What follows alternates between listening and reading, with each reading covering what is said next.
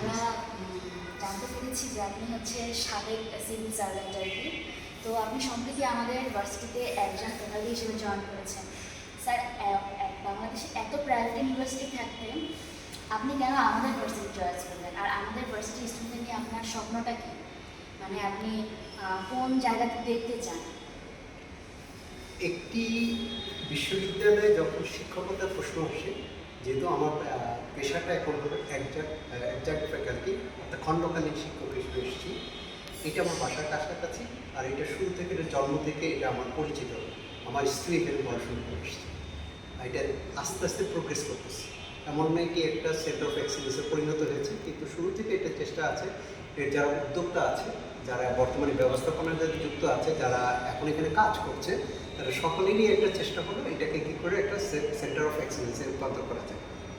তারই অংশ হিসেবে যখন আমি এটাতে শিক্ষকতার, খণ্ডকালীন শিক্ষকতার সুযোগ পেলাম, কারণ এখনকার যুগ হলো বাণিজ্যিক যুগ, এবং কন্টেম্পোরারি জগতে, এই সমসাময়িক জগতে ব্যবসা বাণিজ্য ছাড়া, কোনো অর্থনীতি ছাড়া কোনো জাতি টিকতে পারে না। প্রত্যেকটা জিনিসের সাথে সম্পর্ক।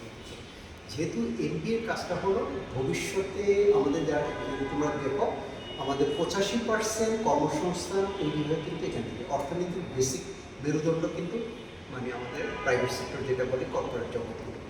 তো এইখানে যারা বিবিএ এমবিএ করবে, তাদেরকে যদি আমরা শুরুতেই করতে পারি, তাহলে এখন যে নলেজ ক্রিয়েশন যদি আমরা করে দিতে পারি, এরাই কিন্তু ইনোভেটর হবে, ডিসরাপ্টর হবে, আইটিতে দক্ষ হবে, ব্যবসাতে দক্ষ হয়ে তারা ইয়ে হবে।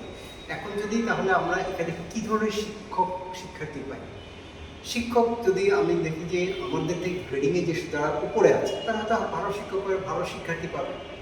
এখন মুন্সিয়ানা কিন্তু হার্ভার্ডের, সব মুন্সিয়ানা কিন্তু হার্ভার্ডে ভালো ছিল শিক্ষার্থীদের, কিন্তু যদি একটা বিশ্ববিদ্যালয়ের একটা দুর্বল শিক্ষার্থীকে সবল করে তুলতে পারে, তাহলে এটা হলো তার ভ্যালু অ্যাড করে, ভ্যালু ক্রিয়েশন করে। তা আমাদের এখানে বর্তমানে টার্গেট হলো বিশ্ববিদ্যালয় কর্তৃপক্ষ, আমরা যারা খণ্ডকালীন বা পূর্ণকালীন যারা শিক্ষক আছি, তাদের মূল কাজটা হলো এখানে যারা লেখাপড়া করতেছে তাদেরকে বর্তমান যে মার্কেট প্লেসটা আছে, মানে শিক্ষার্থীরা যাতে লেখাপড়া শেষ করতে আমার কর্মজীবনে ঢুকবে, তাদের যেসব জ্ঞান দক্ষতা দরকার হবে, তাদের উপযোগী জ্ঞান ও দক্ষতা তৈরি। এই জন্য কিন্তু আমাদের যে এমবিএ প্রোগ্রামটি আছে, ডিউবিটি, এটা কিন্তু অনেক আগে, ইভেন অন্যান্য যারা আমাদের থেকে গ্রেডিংয়ের উপরে আছে তাদের থেকেও আগে।